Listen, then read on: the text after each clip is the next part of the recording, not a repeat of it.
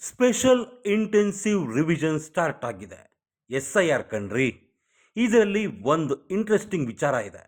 ಕಾಂಗ್ರೆಸ್ನವರು SIR ಅನ್ನು Modi plan, ಸಂವಿಧಾನ ವಿರೋಧಿ ಅಂತಿದ್ರೆ, ಒಬ್ಬ DK ಶಿವಕುಮಾರ್ ಮಾತ್ರ SIR ಕರೆಕ್ಟಾಗಿ ಮಾಡಿಸ್ಕೊಳ್ಳಿ, ಮಿಸ್ ಆದರೆ ನಮ್ಮ ಸರ್ಕಾರ ಕೊಡ್ತಿರೋ ಯಾವ ಗ್ಯಾರಂಟಿನೂ ಇರಲ್ಲ ಅಂತಿದ್ದಾರೆ. If you doesn't enroll, you are going to lose all your rights given by the benefits either by the country or by the state government. So I request you not to lose this opportunity of getting your votes or losing. Otherwise, if you lose your votes, you may find difficulty on the other benefits which has been provided to you. So, right to vote is right to live. Within 30 days, you have to fill the forms. Either maybe 5 guarantees or food or pension or whatever the facilities given by the government, you will have to lose it. So I am requesting you, I am cautioning you, you please see that you fill up the enumeration form and have your writing vote and maintain your great life. Dear ವೀಕ್ಷಕರೇ, ಅದು ಪಕ್ಕಾ plan, ಪಕ್ಕಾ agenda. DK Shivakumar ಆಡೋ ಪ್ರತಿ ಮಾತಿನಲ್ಲೂ ಒಂದು message ಇದೆ. ಇದು ಕಾಂಗ್ರೆಸ್ಸಿನ ಬೇರೆ ನಾಯಕರಿಗೆ ಅರ್ಥ ಯಾಕೆ ಆಗ್ತಿಲ್ವೋ ಗೊತ್ತಾಗ್ತಾ ಇಲ್ಲ.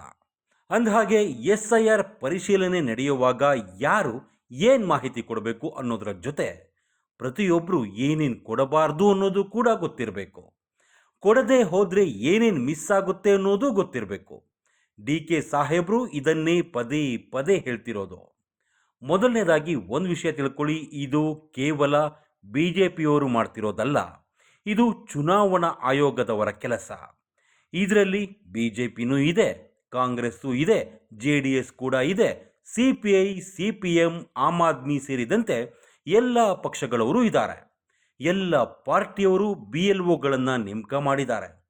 BLO ಅಂದರೆ ಬೂತ್ ಲೆವೆಲ್ ಏಜೆಂಟ್ಸ್ ಅಂತ.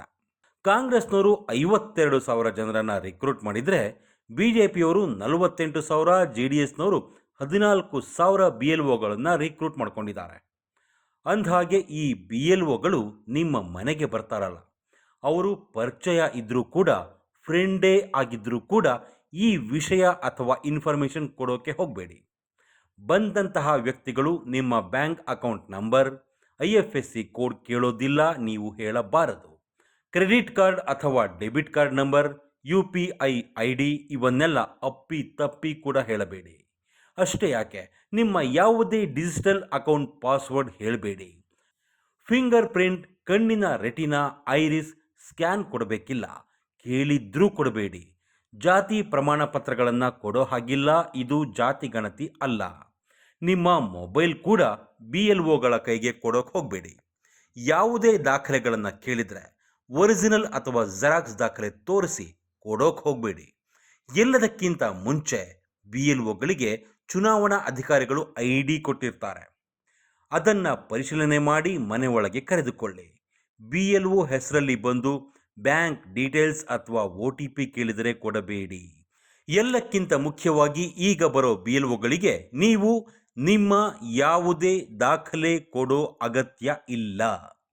ಹಾಗಾದರೆ BLOಗಳು ಬಂದಾಗ ಏನೇನು ಕೇಳ್ತಾರೆ, ಏನೇನು ಕೊಡಬೇಕು ಅಥವಾ ಏನೇನು ದಾಖಲೆ ತೋರಿಸಬೇಕು ಅನ್ನೋದನ್ನು ನೋಡೋದಾದರೆ, BLOಗಳು ಆಧಾರ್ ಕಾರ್ಡ್ ಕೇಳಿದರೆ ತೋರಿಸಿ, ಅದನ್ನು ವೋಟರ್ IDಗೆ ಲಿಂಕ್ ಮಾಡಬಹುದಾ ಅಂತಾರೆ. ಇಷ್ಟ ಇದ್ದರೆ ಮಾಡಿಸಿ, ಆದರೆ ಇದು ಕಡ್ಡಾಯ ಅಲ್ಲ. ವಯಸ್ಸಿನ ಬಗ್ಗೆ ಡೌಟ್ ಬಂದರೆ ನಿಮ್ಮ ಜನನ ಪ್ರಮಾಣ ಪತ್ರ, ಬರ್ತ್ ಸರ್ಟಿಫಿಕೇಟ್ ಅಥವಾ SSLC ಮಾರ್ಕ್ಸ್ ಕಾರ್ಡ್ ಕೇಳ್ತಾರೆ. ಅಡ್ರೆಸ್ ಪ್ರೂಫ್ ಕರೆಕ್ಟ್ ಇದೆಯಾ ಅನ್ನೋದಕ್ಕೆ ವಿದ್ಯುತ್ ಬಿಲ್, ನೀರಿನ ಬಿಲ್, ಬ್ಯಾಂಕ್ ಪಾಸ್ಬುಕ್ ಹೀಗೆ ಯಾವುದೋ ಒಂದು ತೋರಿಸಿದರೆ ಆಯಿತು. ಆಮೇಲೆ ಇತ್ತೀಚಿನ ಪಾಸ್ಪೋರ್ಟ್ ಅಳತೆಯ ಕಲ್ಲರ್ ಫೋಟೋ ಇರಲಿ. ಅವರು ಬಂದಾಗ ಮನೆಯಲ್ಲಿರೋ ಎಲ್ಲ ಮತದಾರರ ಗುರುತಿನ ಚೀಟಿ ಸಂಖ್ಯೆ ಕೇಳ್ತಾರೆ. ಕೈಯಲ್ಲೇ ಇರುತ್ತೆ, ಹೇಳಿಬಿಡಿ. ಎಲ್ಲ ಮುಗಿದ ಮೇಲೆ ನಿಮ್ಮ ಮೊಬೈಲ್ಗೆ OTP ಬರುತ್ತೆ. ಅದನ್ನು ಹೇಳಿದರೆ ಆಯಿತು. ಫೈನಲ್ ಆಗಿ ಒಂದು ಸೈನ್ ಮಾಡಿಸ್ಕೊಂಡು ಹೋಗ್ತಾರೆ. ದಾಖಲೆಗಳನ್ನು ಕೊಡೋಕೆ ಹೋಗಬೇಡಿ. ಬಂದವರು 2002ರಲ್ಲಿ ವೋಟರ್ ಲಿಸ್ಟ್ನಲ್ಲಿ ನಿಮ್ಮ ಅಥವಾ ನಿಮ್ಮ ಪೋಷಕರ ಹೆಸರು ಇಲ್ಲದೆ ಹೋದರೆ, ನಿಮ್ಮ ಅಡ್ರೆಸ್ ಚೇಂಜ್ ಆಗಿದ್ದರೆ, ಇತ್ತೀಚೆಗೆ ಹೊಸ ವಿಳಾಸಕ್ಕೆ ಬದಲಾಗಿದ್ದರೆ ಮಾತ್ರ ನಿಮ್ಮ ಗುರುತು ಮತ್ತು ವಯಸ್ಸಿನ ಪುರಾವೆಗಾಗಿ SSLC ಮಾರ್ಕ್ಶೀಟ್, ಜನನ ಪ್ರಮಾಣ ಪತ್ರ ಅಥವಾ ಲೈಟ್ ಬಿಲ್ ಪರಿಶೀಲನೆ ಮಾಡ್ತಾರೆ. BLOಗಳು ನಿಮಗೆ ಭಾಗಶಃ ಭರ್ತಿ ಮಾಡಿದ ಫಾರಂ ಕೊಡ್ತಾರೆ. ಅದಕ್ಕೆ ಸಹಿ ಮಾಡಿ ಅವರಿಗೆ ವಾಪಸ್ ಕೊಟ್ಟರೆ ಸಾಕು. ಮನೆಗೆ ಬಂದ BLOಗಳು ಏನೇನೆಲ್ಲ ಕೇಳಬಹುದು? ಮನೆಯಲ್ಲಿ ಎಷ್ಟು ಜನ ವೋಟರ್ಸ್ ಇದ್ದಾರೆ, ಪಟ್ಟಿಯಲ್ಲಿರೋರ ಪೈಕಿ ಯಾರಾದರೂ ಇತ್ತೀಚೆಗೆ ಡೆತ್ ಆಗಿದ್ದಾರಾ, ಅಥವಾ ಮದುವೆ ಆಗೋಗಿದ್ದಾರಾ, ಅಥವಾ ಕೆಲಸದ ಮೇಲೆ ಊರು ಬೇರೆ ರಾಜ್ಯಕ್ಕೆ ಶಿಫ್ಟ್ ಆಗಿದ್ದಾರಾ, ಅಂದರೆ ವಲಸೆ ಹೋಗಿದ್ದಾರಾ, ಮನೆಯಲ್ಲಿ 18 ವರ್ಷ ತುಂಬಿದ ಅಥವಾ ತುಂಬಲಿರೋ ಯುವಕ ಅಥವಾ ಯುವತಿ ಇದ್ದಾರಾ, ನಿಮ್ಮ ಕುಟುಂಬದ ಸದಸ್ಯರ ವೋಟರ್ IDಗಳು ಒಂದಕ್ಕೊಂದು ಲಿಂಕ್ ಆಗಿದೆಯಾ, ಇಂತಹ ಪ್ರಶ್ನೆ ಕೇಳ್ತಾರೆ. ಇದನ್ನು ಕೇಳೋಕೆ ಕಾರಣ ಇದೆ. ಅದೇನೆಂದರೆ, ಒಂದೇ ಮನೆಯಲ್ಲಿರೋ ಒಂದೇ ಕುಟುಂಬದ ಸದಸ್ಯರ ಮತಗಟ್ಟೆ ಬೇರೆ ಬೇರೆ ಕಡೆ ಇರ್ತಾವಲ್ಲ, ಅದನ್ನು ಕ್ಲಿಯರ್ ಮಾಡೋಕ್ಕೆ ಕೇಳ್ತಾರೆ ಅಷ್ಟೇ. ಅಷ್ಟೇ ಅಲ್ಲ, ಈ ವೇಳೆ ತಪ್ಪುಗಳನ್ನು ತಿದ್ದೋಕ್ಕೂ ಅವಕಾಶ ಇದೆ. ತಪ್ಪುಗಳಾದರೂ ಎಂಥವು? ಪುರುಷ ಮತದಾರರನ್ನ ಸ್ತ್ರೀ ಅಂತ ನಮೂದಿಸಿರೋದು, ಹೆಸರಿನ ಸ್ಪೆಲ್ಲಿಂಗ್ ತಪ್ಪಾಗಿರೋದು, ತಂದೆ ತಾಯಿ ಪತಿ ಪತ್ನಿ ಮಗ ಮಗಳು ಸಂಬಂಧ ತಪ್ಪಾಗಿ ಬರೆದಿರೋದು, ಅಂತಹವುಗಳನ್ನು ತಿದ್ದಿಸ್ಬೋದು. ಆದರೆ ಅದನ್ನು ನೀವೇ ಹೇಳಬೇಕು. ಇನ್ನೊಂದು, ಸ್ಟಿಕ್ಕರ್ ವಿಷಯ ಗೊತ್ತಿರಲಿ. ಮನೆಗೆ ಬಂದು ಹೋದರೆ ನೇರಳೆ ಬಣ್ಣದ ಸ್ಟಿಕ್ಕರ್ ಹಾಕ್ತಾರೆ. ಮನೆಯಲ್ಲಿ ಇಲ್ಲದೆ ಹೋದರೆ ಕೆಂಪು ಬಣ್ಣದ ಸ್ಟಿಕ್ಕರ್ ಹಾಕ್ತಾರೆ.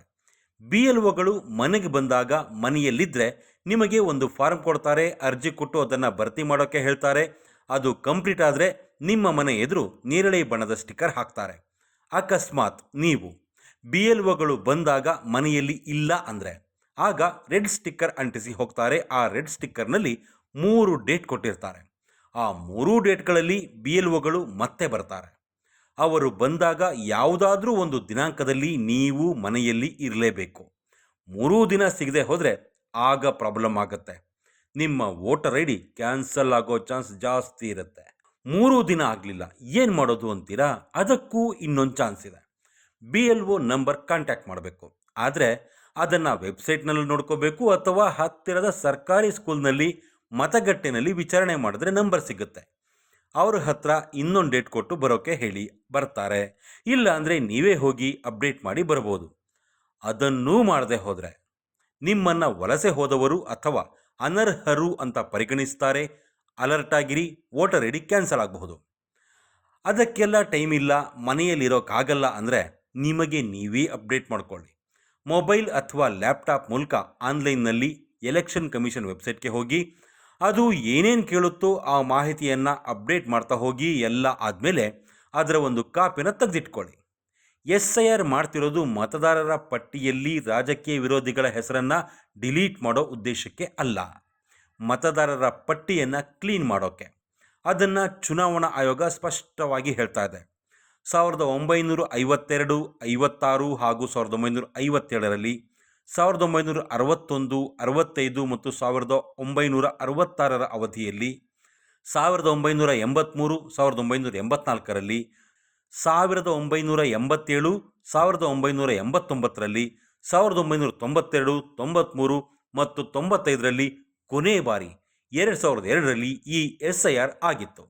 ನೆಹರು, ಇಂದಿರಾ ಗಾಂಧಿ, ರಾಜೀವ್ ಗಾಂಧಿ, ಮನಮೋಹನ್ ಸಿಂಗ್ ಅವಧಿಯಲ್ಲಿ ನಡೆದಿದ್ದ SIR ಪ್ರಕ್ರಿಯೆ ಈಗ ನರೇಂದ್ರ ಮೋದಿ ಅವಧಿಯಲ್ಲೂ ನಡೀತಾ ಇದೆ. It's very very important. ಅದನ್ನು ಕರೆಕ್ಟಾಗಿ ಅರ್ಥ ಮಾಡ್ಕೊಂಡಿರೋದು CM DK Shivakumar. Voter ID ಇಲ್ಲ ಅಂದರೆ ನೋ ಗ್ಯಾರಂಟಿ ಅಂತಿದ್ದಾರೆ. ಅಂದರೆ ನಿಮಗೆ ಗೃಹಜ್ಯೋತಿ, ಗೃಹಲಕ್ಷ್ಮಿ, ಶಕ್ತಿ ಸ್ಕೀಮ್, ಯುವ ನಿಧಿ, ಅನ್ನಭಾಗ್ಯ, ರೇಷನ್ ಎಲ್ಲ ಸಿಗಬೇಕು ಅಂದರೆ ಫಸ್ಟ್ ನೀವು ವೋಟರ್ ID ಮಾಡಿಸ್ಕೊಂಡಿರಬೇಕು. ಅಷ್ಟೇ ಕಥೆ.